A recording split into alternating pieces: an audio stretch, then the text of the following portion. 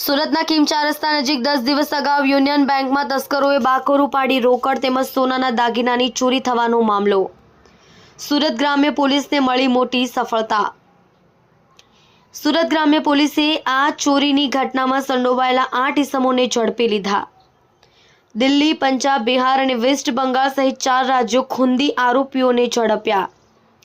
આરોપીઓને પકડવા સુરત ગ્રામ્ય પોલીસે 12 ટીમો બનાવી હતી। સુરતથી લઈને અમદાવાદ સુધીના તમામ રેલવે સ્ટેશન, બસ સ્ટેશનના 500થી વધુ સીસીટીવી ફૂટેજ ચેક કરવામાં આવ્યા હતા। પોલીસ તપાસના બેંકમાં ચોરીની ઘટનાને અંજામ આપનાર ગેંગ આંતરરાજ્યની હોવાનું સામે આવ્યું હતું। 3 આરોપીઓને બિહાર રાજ્યથી, 2 આરોપીઓને દિલ્હીથી, 1 આરોપીને પંજાબ અને 2 આરોપીઓને સુરતના સાયણથી ઝડપી લીધા છે। હજુ ચોરીની ઘટનાને અંજામ આપનાર માસ્ટર માઇન્ડ સૂરજ ભરત લોહાર પોલીસ પકડથી દૂર।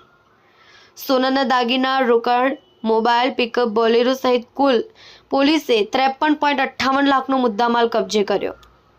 ઘટનાને અંજામ આપતા પહેલા સતત 20 દિવસ રેકી કરવામાં આવી હતી।